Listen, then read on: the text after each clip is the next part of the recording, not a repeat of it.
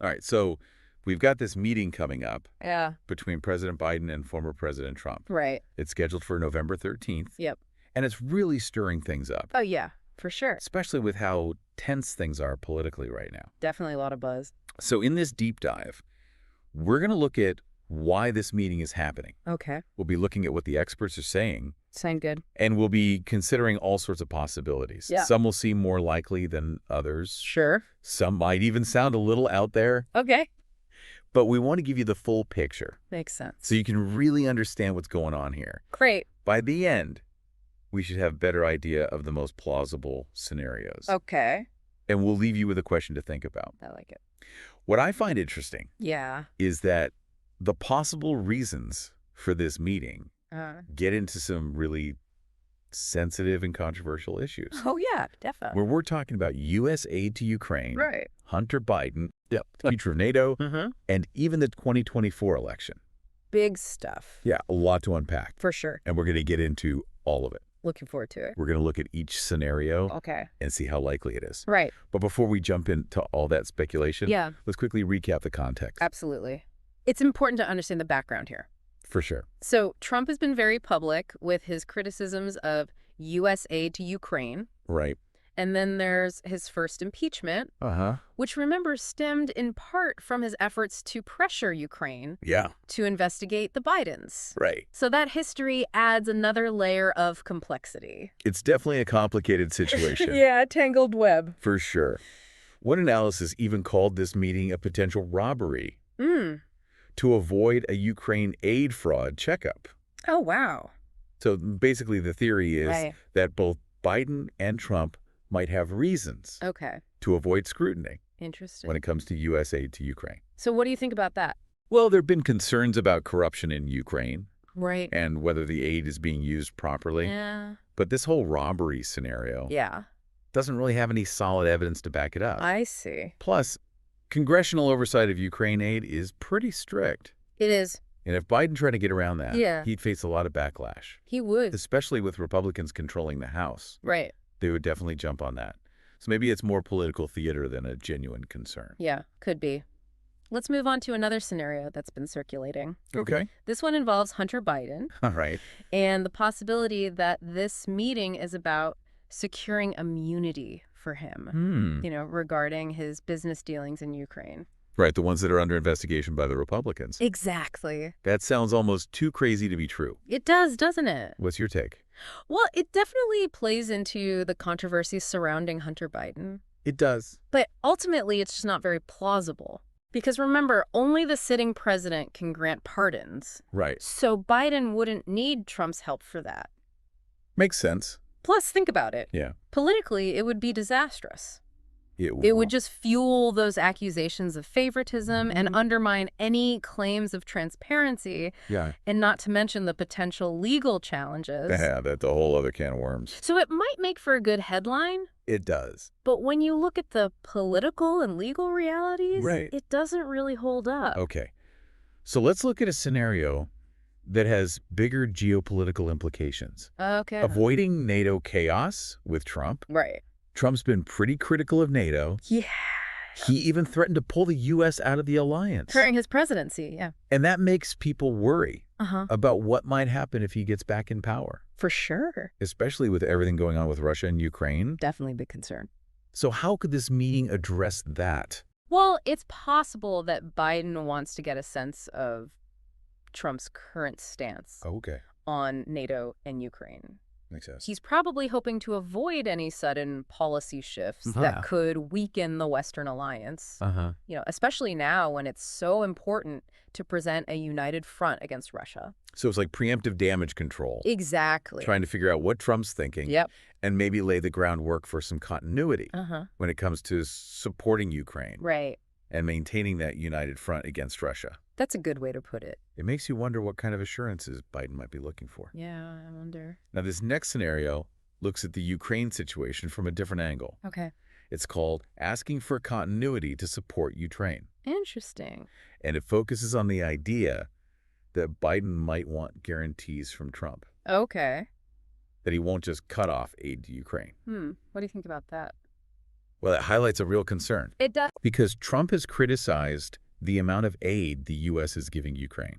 Right. Yeah. He said that European countries should be paying more. He has. And U.S. support has been crucial Absolutely. for Ukraine's defense against Russia. Yeah. So if that aid were to be reduced significantly, it would have a huge impact. Major repercussions. So according to this theory, Biden could be trying to get a commitment from Trump to maintain some level of support. Interesting. Even if he doesn't agree with the current level. But wouldn't that be kind of strange? It would. A sitting president negotiating future policy with a former president who could very well be his opponent in the next election. That's true.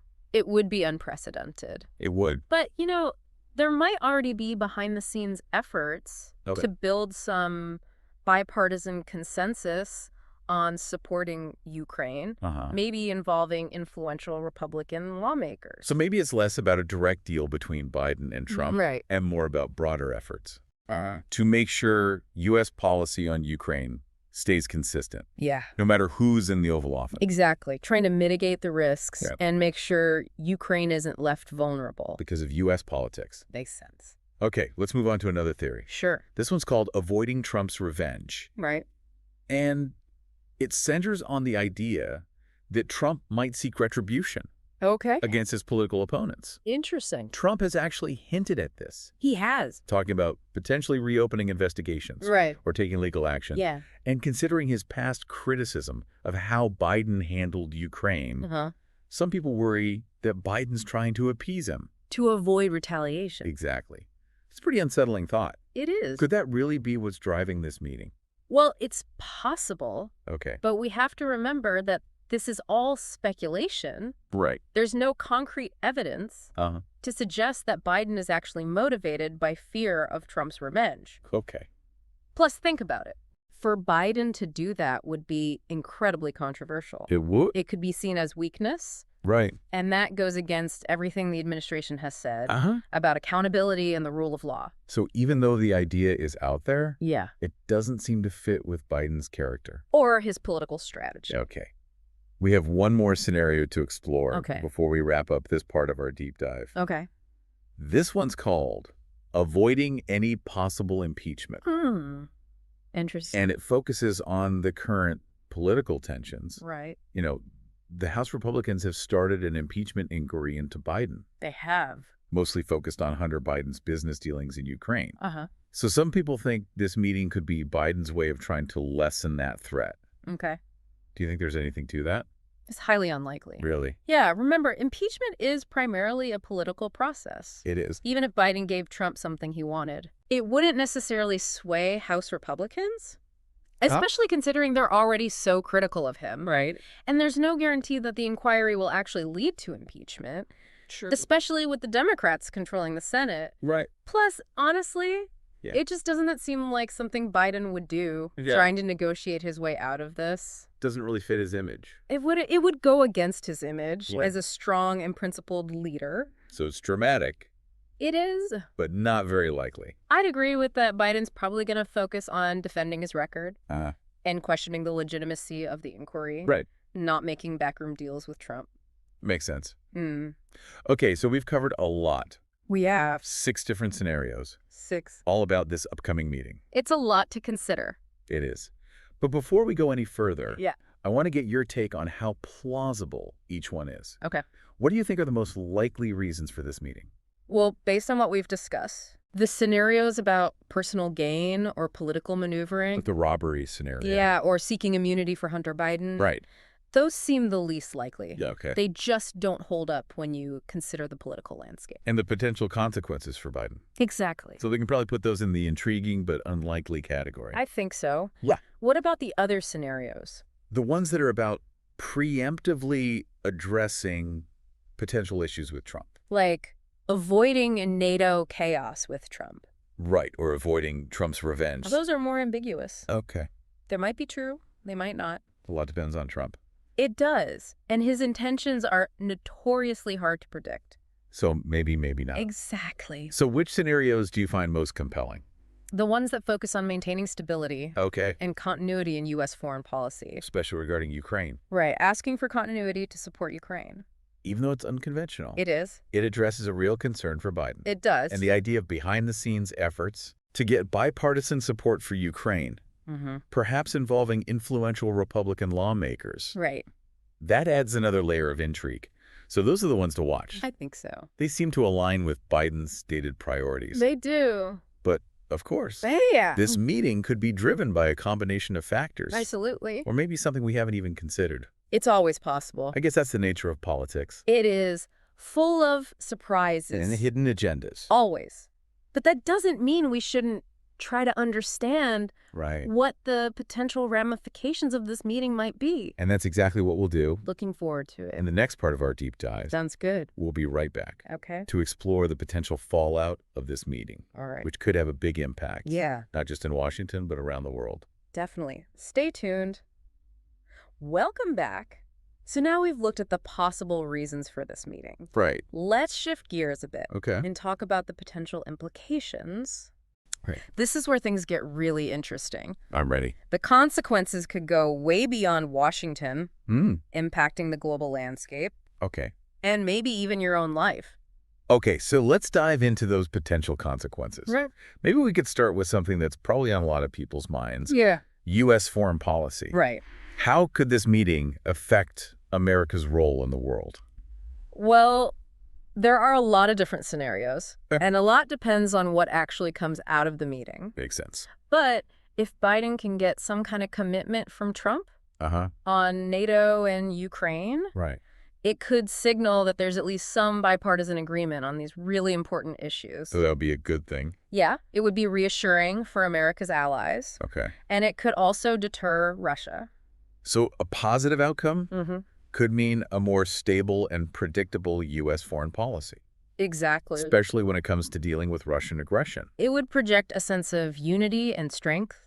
On the global stage. Right. But on the other hand, if the meeting doesn't lead to any real agreements, or even worse, if it makes things more tense between Biden and Trump, it could damage America's credibility. And its influence. Exactly. Like the whole world is watching. They are. Trying to figure out if America can still be trusted to lead. That's a good way to put it. And it's important to remember that we're not just talking about abstract ideas here. Right. These outcomes could have real, tangible consequences. For people all over the world. Absolutely. Take Ukraine, for example. Okay. Continued U.S. support is essential for their defense against Russia. It is? Any weakening of that support could be devastating for the Ukrainian people. Yeah. That's a sobering thought. It is. These aren't just political games. Right. Real lives are at stake. And the implications go beyond Ukraine. They do. A more isolationist U.S. foreign policy under a potential second Trump term could embolden authoritarian regimes everywhere. It could. And it could undermine efforts to address global challenges. Like climate change. Right, or nuclear proliferation. So this meeting's ripple effects could be felt for years to come. They could, shaping U.S. foreign policy long after this meeting is over. Okay, so we've talked about the impact on foreign policy. We have. What about domestically? Right. Could this meeting have consequences here at home? Definitely. It could make the political climate even more polarized. Which is already pretty bad. It is. Trump supporters might see the meeting as a sign of weakness from Biden. Okay. While Biden supporters might see it as a necessary step. To protect American interests. Exactly. It's like throwing gasoline on a fire. And that increased polarization could lead to all sorts of negative consequences. It could. Making it even harder to find common ground, eroding trust in the government, and even potentially leading to more political violence. Those are all very real concerns. They are. So are there any potential positive outcomes? Domestically? Yeah. I mean, is there a silver lining here? It's not impossible. Okay. A more unified approach to Ukraine could show that bipartisan cooperation is still possible. Right. Even on tough issues. So it could actually help calm things down politically. Maybe temporarily. A glimmer of hope? Maybe, but we have to be realistic. Right. The divisions in American society are deep. They are. And one meeting, no matter how significant, isn't going to heal them completely. It would take a lot more than that. It would. A sustained effort from leaders on both sides. Okay. And a willingness from the American people. To have real conversations. And find common ground. We've talked about the impact on foreign policy. Yeah. And the domestic political landscape. Right. But what about the average American? How could this meeting affect their lives directly? That's a great question. It's easy to get lost in the high-level stuff. It is. But these decisions made in Washington, they have a direct impact on people's lives. They do. Can you give us some concrete examples Sure. of how this meeting could affect people's wallets, their jobs, or even their sense of security? Absolutely, like we talked about.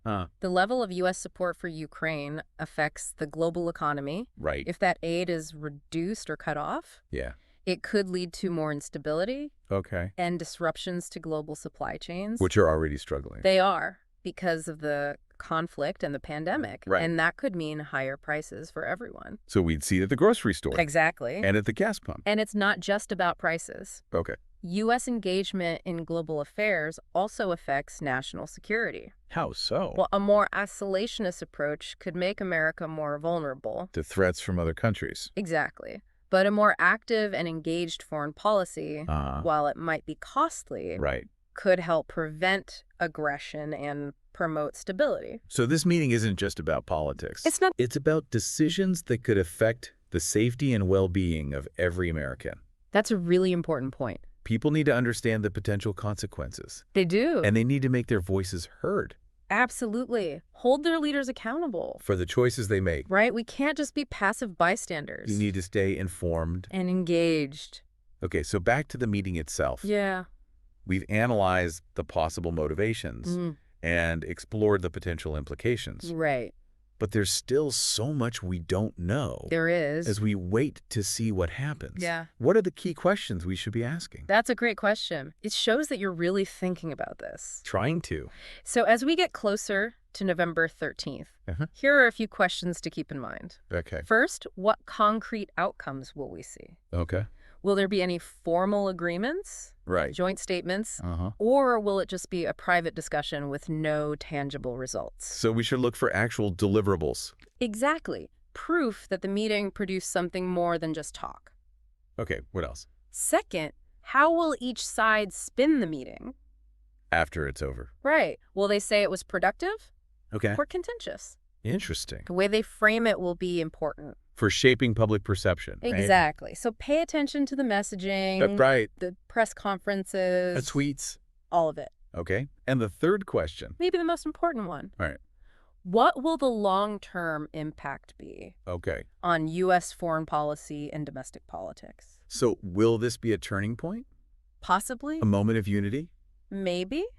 Or will it just make the divisions worse? And set the stage for more conflict? It could go either way. Those are the big questions. They are. And unfortunately, we won't know the answers right away. Right. The true impact might not be clear for months or even years. So we need to stay vigilant. We do. Keep asking these questions. Yes. And keep analyzing the situation as it unfolds. Exactly. This is a complex and unpredictable situation. It is. And we need to be critical. And skeptical of easy answers. And simplistic narratives. Right. I think we've covered a lot in this part of our deep dive. We have. We've looked at the potential implications for U.S. foreign policy, the domestic political landscape, and the lives of everyday Americans. Right. But there's one more piece of the puzzle. What's that? The 2024 election. Yes. How could this meeting affect the race for the White House? That's the question everyone's asking. It is. And it's definitely a factor in both Biden's and Trump's thinking. Right. Every move they make, every statement they give, it's all being calculated for its political impact. Because they're not just two powerful figures. Right. They're two potential candidates. Exactly. Vying for the highest office. It's a high-stakes chess match. With the 2024 election as the ultimate prize. That's a good way to put it. The outcome of this meeting could really shape the campaigns we see next year. Okay, so let's break it down. Starting with Biden. Okay. How could this meeting help or hurt his chances of getting reelected? Well, it presents both opportunities and risks. Okay. If he can show that he's willing to engage with Trump constructively without seeming weak or giving in on important issues, it could appeal to moderate voters. The ones who are tired of all the partisan fighting. Exactly. They want to see leaders who can work together. And put the country first. Right. It's a chance for Biden to show his leadership. To show that he can rise above the fray. And put the country's interests first. And project an image of stability and experience. Right. Those are qualities that people look for. Especially in uncertain times. Exactly. But there's also the risk of alienating his base. Right. A lot of Democrats don't trust Trump at all. They don't. Yeah. And they might see any engagement with him as a betrayal. So how does he balance that? It's a tough one. It is. He needs to be firm. Okay. Show that he's not afraid to stand up to Trump and that he won't compromise his principles. It's about finding that sweet spot between being conciliatory and staying true to his values. And how he talks about the meeting afterward will be important, too. It will. Oh. If he can frame it as a productive dialogue yeah. where he held his own against Trump, it could help him with both Democrats and independents. But if it looks like he gave in to Trump, it could energize the opposition. And make it harder to win over undecided voters. It's all about the optics. It is. Okay, let's talk about Trump. Sure. How could this meeting affect his potential 2024 campaign? This meeting is a huge opportunity for Trump to get back in the spotlight and remind voters that he's still a force to be reckoned with. He's good at that. He is. He's a master showman. And he'll definitely use this to his advantage. Absolutely. We can expect him to grandstand, attack Biden, and probably try to rewrite history a bit. So classic Trump. Exactly. Yeah. He'll try to make himself look like the strong man. The outsider who's not afraid of the establishment. He'll play the victim card. Probably.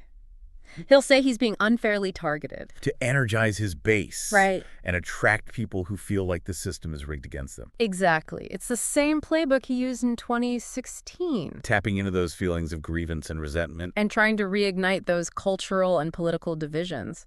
That worked so well for him before. It's a strategy that's worked for him in the past. So it sounds like this meeting could be more about political theater. It could. Than actual substance. It's possible. And voters need to be aware of that. Oh? They need to see through the posturing and focus on the issues that really matter. We've talked about how this meeting could affect Biden and Trump individually. We have. But what about the bigger picture? Yeah. How could this meeting affect the overall political landscape? That's a crucial question. It is. Because the outcome of this meeting could have ripple effects. Okay. That go way beyond these two individuals. What are some of the broader implications? One possibility is that this meeting could make political polarization even worse. Which is scary, considering how divided things already are. It is. If both sides just dig in their heels and refuse to compromise, it could deepen the divisions and make it even harder to find common ground. So this meeting could actually make things worse. It could. It's a risk that both Biden and Trump need to consider. Right. If they treat this like a zero-sum game. Like one person wins and the other loses. Exactly. It could be disastrous for the country. It's not just about them. No, it's not. It's about the health of our democracy. Voters need to hold them accountable for that. Okay, so is there any chance that this meeting could actually have a positive impact? It's not very likely. Okay. But it's not impossible. Right. If Biden and Trump can find some common ground, even on tough issues like Ukraine or NATO, it could show that they're willing to work together for the good of the country. So a small glimmer of hope. A glimmer. And if that were to happen, it could really change the tone of the 2024 election. Imagine a campaign that's focused on real issues and solutions instead of personal attacks. And divisive rhetoric. That would be amazing. It would be. It's a long shot. Right. But we can't rule it out. So what will determine whether this meeting leads to more polarization? Okay. Or a move towards cooperation? I think the tone and substance of the meeting itself will be key. Right. If they're respectful. And have a productive dialogue. It could set a more positive tone. For the future. Exactly. Look for signs of civility. Right. A willingness to listen. Okay. And a genuine effort to find common ground. What else? The public's reaction will be important, too. How people see the interaction between Biden and Trump. Exactly.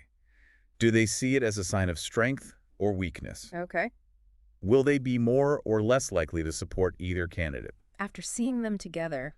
Right. The media coverage, the social media buzz, the conversations people are having all over the country. Right. All of that will shape the narrative. And influence how voters interpret the meeting. Exactly. And then finally, we need to look at what Biden and Trump do. After the meeting. Right. Will they build on any positive momentum? Okay. Or go back to attacking each other? So it's not just about the meeting itself. No, it's not. It's about what happens next. Exactly. Will they use this as a chance to bridge the divide? Okay. Or just further their own political goals? A lot can happen between now and 2024. It can. The political landscape can change dramatically. So we have to stay tuned. We do. and keep analyzing the situation as it develops. Remember, there's a lot of speculation here. Right. We don't know for sure what will happen behind closed doors.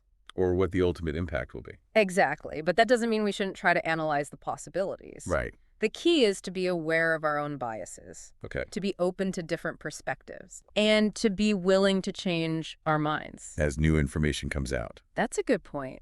I think we've covered a lot in this part of our deep dive. We have. We've looked at the potential implications for U.S. foreign policy, domestic politics, and the lives of everyday Americans. Right. We've also talked about the political calculations for both Biden and Trump and how this meeting could affect the 2024 election. It's a lot to think about. It is. Yeah. But before we wrap up, what are the key takeaways you want our listeners to remember? Okay. Well, first, this meeting between Biden and Trump, it's a big deal. It is. It could have a major impact on American politics. And global affairs. So we need to pay attention. We can't just dismiss it. No, we can't. No. Second, the motivations behind this meeting are complex. Right. There's no simple answer. Okay. It's probably a mix of things. Like policy concerns. Right. Political calculations. And maybe even personal dynamics. Exactly. Yeah. So be wary of simple explanations. Third, the potential implications are far-reaching. Right.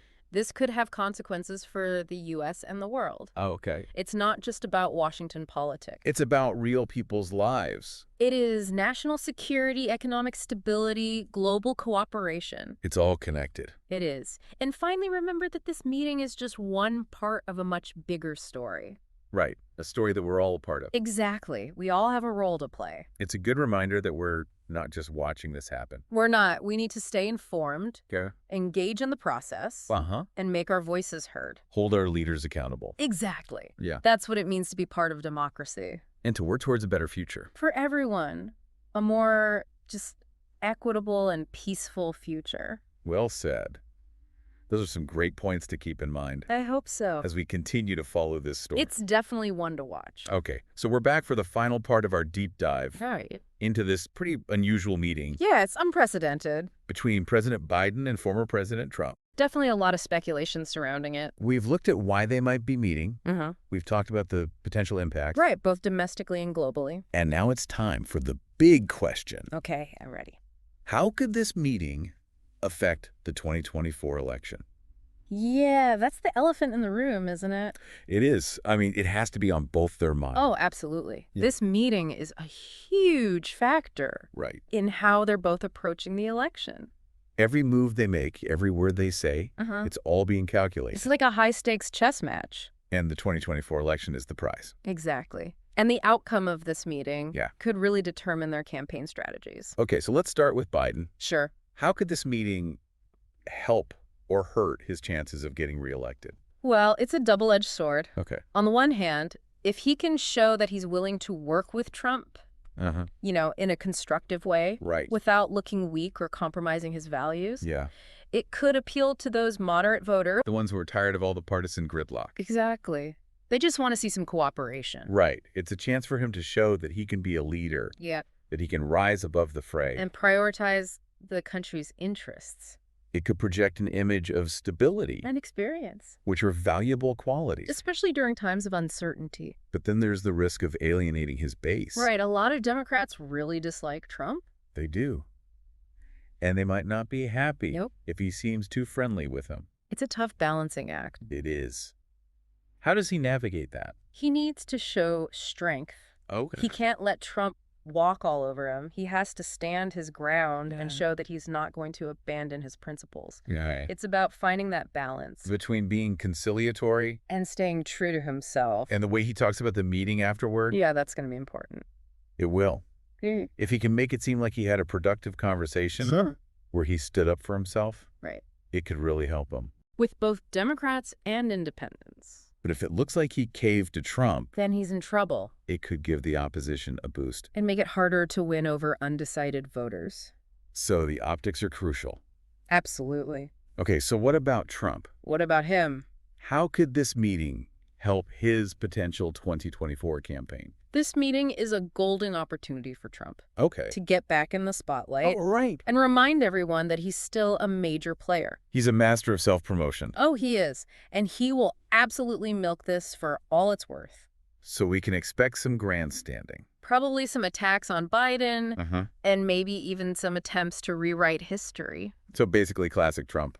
Exactly. He'll try to paint himself as the strong man. The outsider. Right, the one who's not afraid to take on the establishment. He'll probably play the victim card, too. Oh, yeah, for sure. He'll say that he's being unfairly targeted. Right, to get his base riled up. And to attract people who feel like the system is against them. It's the same playbook he used in 2016. Tapping into those feelings of anger and resentment. And trying to stir up those cultural and political divisions. That worked so well for him before. It's a strategy that's been effective for him in the past. So this meeting could be more about political theater. Yeah, it could be. Than about actual substance. It's possible. And voters need to be aware of that. Right. Don't get caught up in the spectacle. Okay. Focus on the issues. We've talked about how this meeting could affect Biden and Trump individually. We have. But how could it affect the bigger picture? The overall political landscape. Exactly. That's a great question.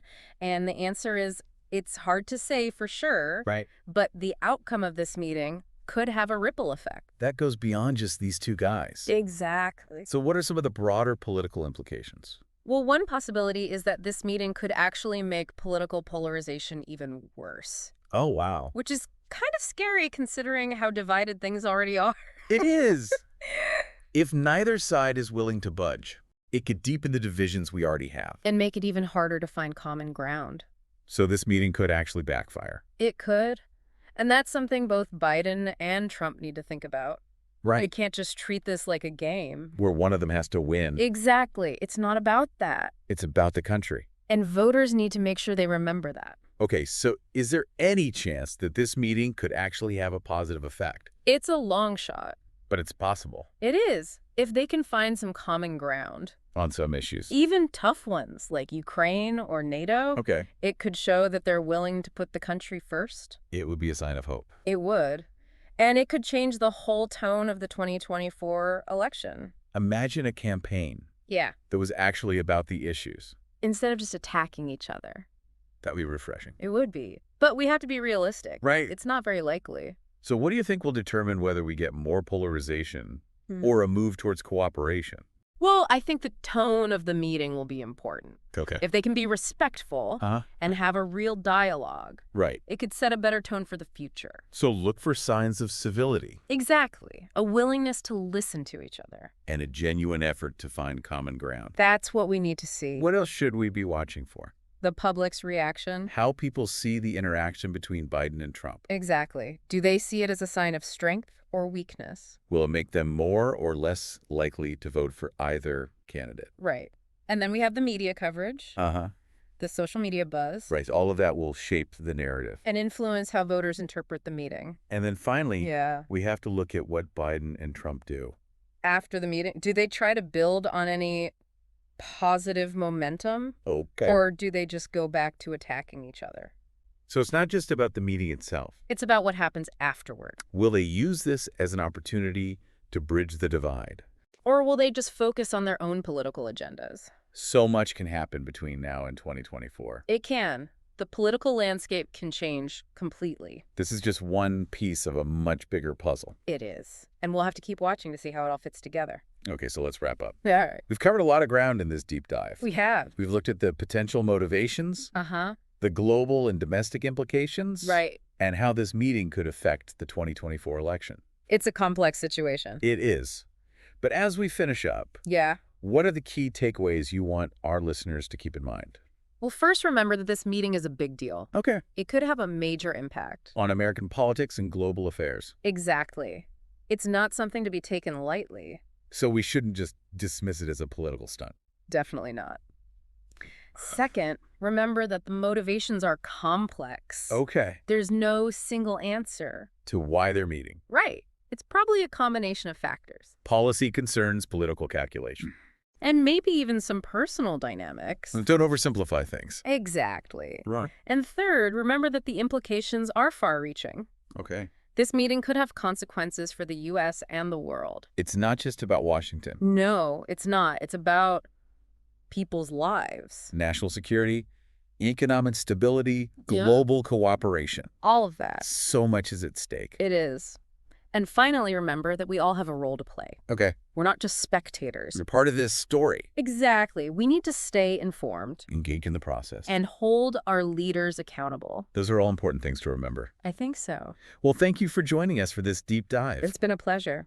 We hope you found it informative. And thought-provoking. And as always, stay curious.